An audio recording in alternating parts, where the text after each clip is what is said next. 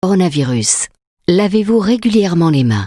Lavez-les soigneusement à l'eau et au savon, tant la paume que le dos, mais aussi entre les doigts. Comptez entre 40 et 60 secondes par lavage. Toussez ou éternuez dans le pli de votre coude et utilisez toujours des mouchoirs en papier. Jetez-les dans une poubelle fermée. Si vous êtes malade, restez chez vous. Ne vous rendez pas au travail. Évitez autant que possible de vous toucher le visage, en particulier le nez et la bouche, avec les mains. Évitez les contacts rapprochés et évitez les poignées de main. Prenez soin de vous, mais aussi des autres.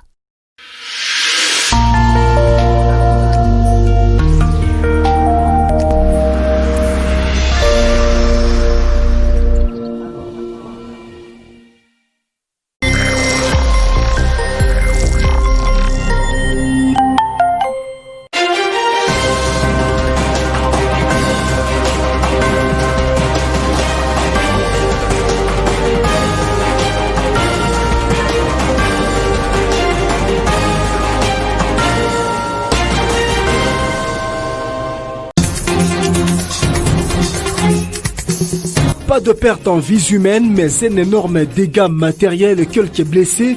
Bilan de l'accident de circulation survenu ce vendredi au croisement des avenues Lukuni et Dilolo. Nous sommes au quartier Mutoshi. En effet, 2 jeeps sont entrés en collision. Et puis, province du Lualaba, tous ceux qui ne respecteront pas la mesure portant interdiction des manifestations publiques subiront la rigueur de la loi. Décision annoncée par le ministre provincial de l'Intérieur à l'issue du Conseil provincial de sécurité tenu ce vendredi.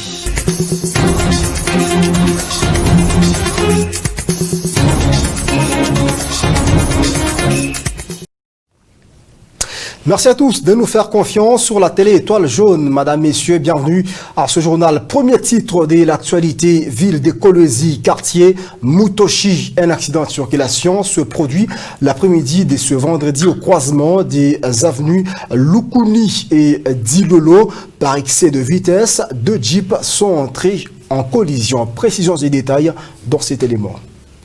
Tombé à la renverse, 4 pneus au-dessus, portière ouverte. La Jeep des couleurs noires, immatriculée 71 49 AF-05, roulait à tombeau ouvert de l'avenue Kamina vers le rond Désiré Kabila. Le conducteur et sa compagne, qui étaient à bord de cette Jeep, auraient raté le contrôle du volant jusqu'à percuter les flancs droits de 7 autres Jeeps de couleur grise, immatriculée 73 45 AP-05, appartenant à une chinoise qui roulait dans le sens inverse.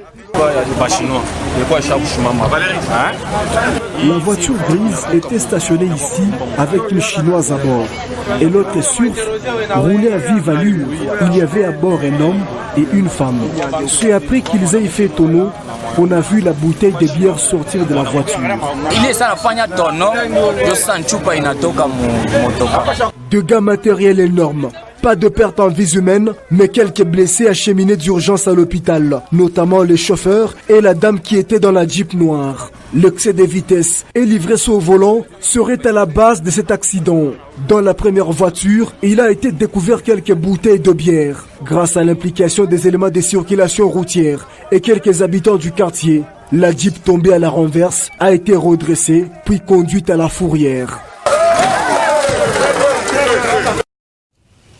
Et deuxième titre de ce journal, cette fois-ci, c'est en politique. Après le scène des violences qui ont émaillé la marche organisée jeudi dernier dans quelques villes de la République démocratique du Congo pour contester l'entérinement de Ronsard Malonda à la tête de la Commission électorale nationale indépendante dans la province du Lualaba.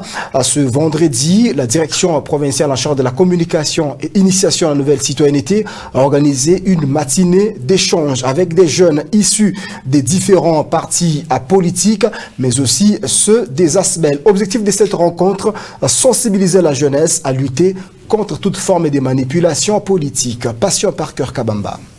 Tout est parti des scènes des violences qui ont émaillé les marches de quelques partis politiques sous les choix du président de la commission électorale indépendante CENI en sigle. La direction provinciale de la communication et initiation à la nouvelle citoyenneté a mis autour d'une même table les jeunes membres des partis politiques et des mouvements des jeunes en vue d'une sensibilisation à la paix. Nous sommes là pour la participation citoyenne et les jeunes ont une partition à jouer par rapport aux questions de l'heure. C'est vrai, comment est-ce que ces gens-là doivent être donc des dispensateurs de la paix, être des garde-fous pour empêcher tout mouvement d'insurrection, un mouvement de soulèvement et protéger donc ses semblables. Et dire que chez nous au Lualaba, nous sommes là pour la paix, nous ne sommes pas là pour la division, nous sommes là pour l'unité interethnique et nous regardons vers l'avant. Et nous sommes prêts pour conjuguer les efforts, pour se serrer les coudes et pour aider l'autorité à bien asseoir et matérialiser ou concrétiser sa vision quinquennale. Les droits des manifestations, bien qu'étant garantis par la Constitution, Félim Benga a appelé ces jeunes à la responsabilité et à ne pas céder à la manipulation. Un jeune aguerri, quand on va l'appeler pour descendre dans des rues pour une marche quelconque, il faut d'abord s'interroger sur les motifs, les mobiles même de la marche en question. Qu'est-ce que je gagne? Est-ce que l'intérêt n'est pas ailleurs pour cette marche? Ce sont des questions que les jeunes doivent se poser. Mais ils vont se poser telles questions comment s'ils n'ont pas préparé. Voilà pourquoi moi j'ai dit, il faut des rencontres permanentes avec des jeunes qui sont déjà disposés et à agir de manière pacifique, à aider le gouvernement provincial, à aider le gouvernement national, parce que tout est histoire. Et l'histoire nous rattrape. C'est maintenant, nous jeunes, qui devons agir de manière intelligente. Dans les soucis d'inculquer la même idéologie d'épée aux jeunes vivant dans d'autres parties de la province du Lualaba, une activité sera organisée ce samedi 11 juillet dans les territoires des Muchacha à l'occasion de la journée mondiale de la population.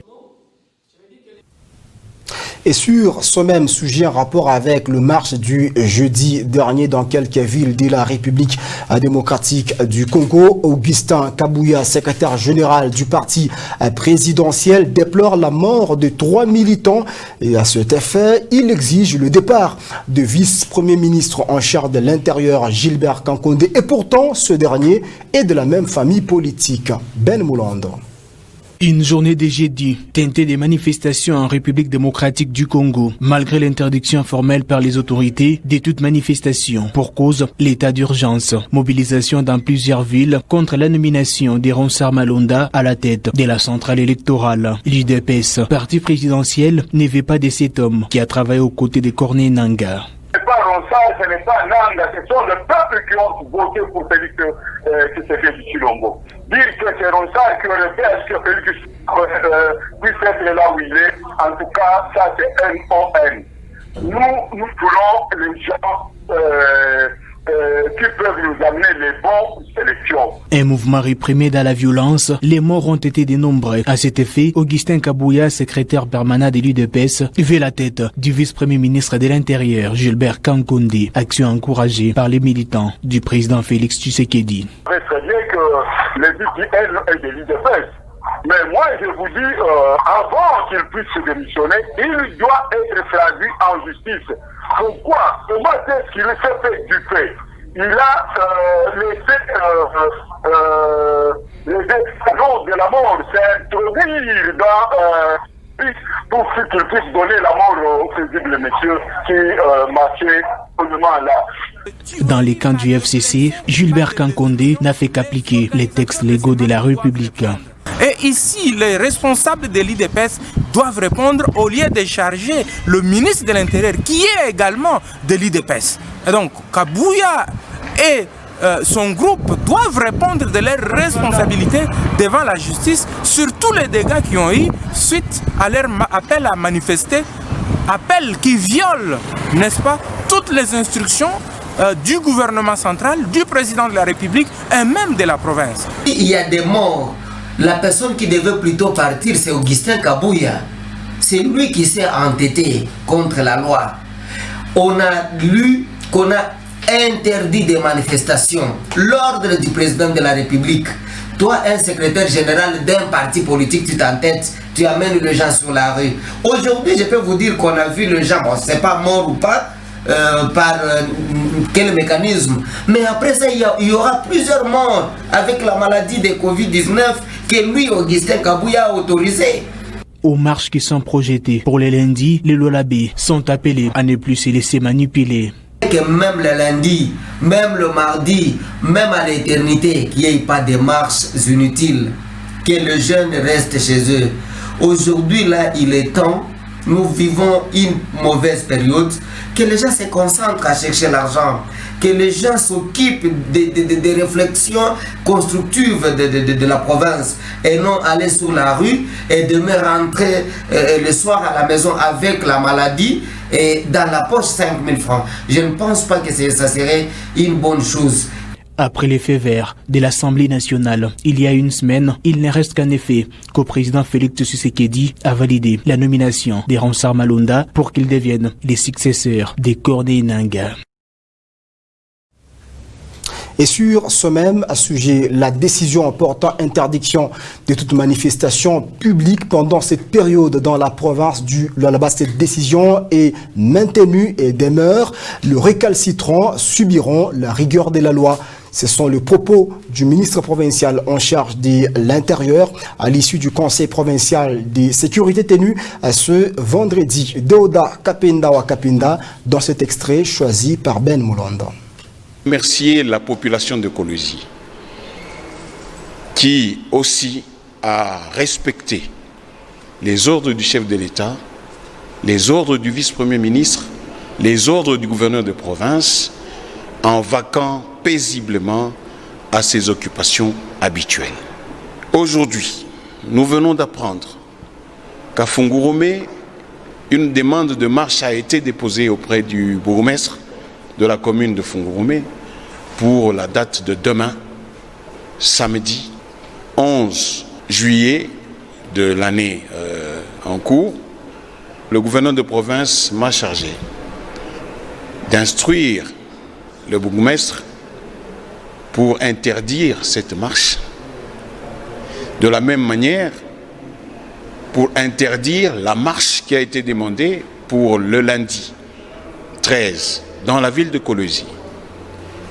Il va sans dire que les mêmes instructions, les instructions du chef de l'État, les instructions du vice-premier ministre et ministre de l'Intérieur, les instructions du gouverneur de province ne doivent souffrir d'aucune faille. Et moi, en ma qualité de ministre de l'Intérieur et Sécurité, avec moi tous les membres du Conseil de sécurité, nous avons été instruits pour faire respecter ces dispositions qui, au finish, profitent à la population en évitant la contagion contre la pandémie, en évitant les casses et en brisant l'élan de développement que le Lualaba a déjà pris. Et nous allons devoir changer des chapitres. Cette fois-ci, 11 juillet 1960, 11 juillet 2020. Cela fait 60 ans jour pour jour que Moïse Kapenda Tshombe proclamait la sécession katangaise, date restée historique et gravée dans la mémoire des plus d'un Katangais. Patient Parker Kabamba. C'était un certain 11 juillet aux alentours des 22h30 que Moïse Kapenda Tshombe s'exprime sur les ondes de la radio collège à Elisabethville, actuelle Bumbashi, pour déclarer officiellement l'indépendance du Katanga. Une nouvelle qui rencontre l'assentiment de la population à l'époque. Ici pour certains, la gestion de Moïse Kapenda Tshombe n'a pas été adéquate, mais pour les Tchombistes, aucun dirigeant congolais n'a su faire mieux que leur leader. Les Katangais n'ont jamais été aussi heureux que pendant la période de la sécession. Pendant l'État indépendant du Katanga. C'est la meilleure période où les Katangais se sont sentis humbles. Parce que même les petits fonctionnaires, même les enseignants, avaient droit à des crédits voitures. Et c'était la période où l'homme était au centre des préoccupations des politiques. Les salaires, moi j'ai eu des témoignages de nos parents, de nos grands-parents. Ils vous disent que le 30, vous alliez toucher le nouveau salaire avec encore de l'argent en compte. Selon l'histoire, Moïse Kapen Tshombe serait parmi les commanditaires de la mort de Patrice Emery Lumumba. Mais pour Donald Chimbush, Kapen Tshombe est un pacificateur, un exemple pour la génération actuelle et les cas de la province du Lualaba. Moïse Kapen Tshombe, modèle de bonne gouvernance, parce qu'il a réussi en 15 mois à relancer l'économie du pays qui était par terre. Pour nous, c'est un modèle, c'est un leader qu'il faut célébrer tête haute. C'est en décembre 1962 que les troupes congolaises appuyées par l'ONU réussissent à s'accaparer d'Elisabethville et Tshombe se réfugia à Kolwezi. Un mois après, il s'y rend auprès des autorités congolaises où il fut nommé Premier ministre. C'est en 1967 qu'il mourut en Algérie d'une crise cardiaque. 11 juillet, nous restons sur cette même date. Renforcer leur sensibilisation sur les questions de la population. Voilà l'objectif de la journée mondiale de la population. Selon plusieurs documents, mais aussi des enquêtes, la République démocratique du Congo connaît depuis 20 ans un boom démographique. Y a-t-il un inconvénient par rapport au développement de ces géants au cœur de l'Afrique? Saïza, 9 sociologues, a été rencontré par Grâce Oleko et Fiston Salomon. Comme vous le savez, la population est l'un des éléments par le truchement duquel l'État se présente comme une réalité sociologique. Puisqu'on ne peut pas parler de l'État lorsqu'il n'y a pas la population. La population elle-même est composée des nationaux et des étrangers. Mais par rapport à l'augmentation de la population, l'État, dans sa planification, doit arrêter, dans le cadre des politiques publiques, les stratégies pour la mobilisation des ressources humaines en tenant compte de la quantité et de la qualité. Par conséquent, l'État doit tenir compte du taux de natalité, du taux de mortalité, ainsi que du taux de la migration nette. Qu'est-ce que nous voulons dire par là? Lorsque nous prenons dans le cas de notre pays, même notre hymne national, le déclare que nous devons peupler notre sol. Voilà la raison pour laquelle l'augmentation de la population s'impose par rapport à notre étendue du territoire national. Néanmoins, il faut tenir compte des potentialités, des ressources qui sont disponibles pour arriver à assouvir aux besoins de la population dans le cadre de l'emploi, des logements, en tenant compte des infrastructures et même parmi les éléments qu'on peut retenir pour qu'un État soit puissant, il y a aussi la population. Mais cette population doit être en qualité aussi raisonnable, une population instruite. Nous, en tant qu'Africains, quand on n'a pas d'enfants, on sait ça être déconsidéré. On encourage l'augmentation démographique en tenant compte aussi des ressources disponibles. Madame, Messieurs, par une célébration, nous allons devoir clôturer ce journal. C'est la journée du voile à foulard tel que porté par les femmes musulmanes. S'agit-il d'une recommandation divine ou d'une simple culture juive? En tout cas, pour plus de précisions, dans cet élément qui porte la signature d'Eline Dakaj Irung Fiston Salomon.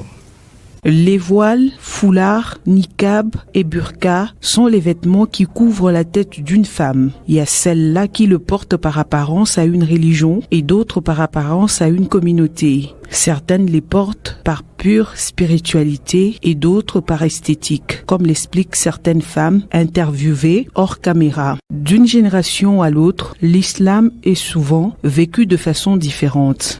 Les voiles pour les musulmans, les voiles, c'est un habit qui couvre l'extérieur de la femme et c'est approprié pour la femme. Si Dieu a recommandé que la femme puisse porter la voile, c'est pour la protéger, puisque la femme, c'est une créature en excellence que Dieu a dotée de beaucoup de choses.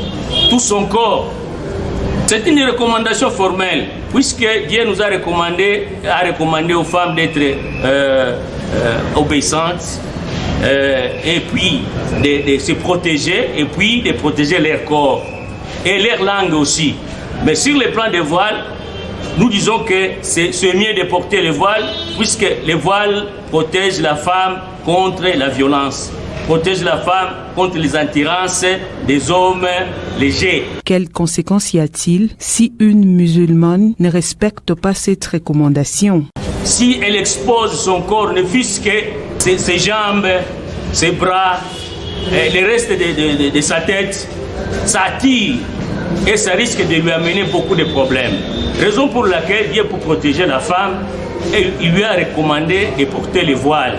Selon la Bible, se voiler la tête ou pas pour les chrétiennes de cette administration est perçu de différentes manières selon qu'il s'agit d'une croyance à une autre. Jusqu'à notre dernier souffle, la passion de vous informer ne quittera jamais nos cœurs. Fin de ce journal sur la télé Étoile Jaune. Madame, Messieurs, merci à vous de nous avoir suivis.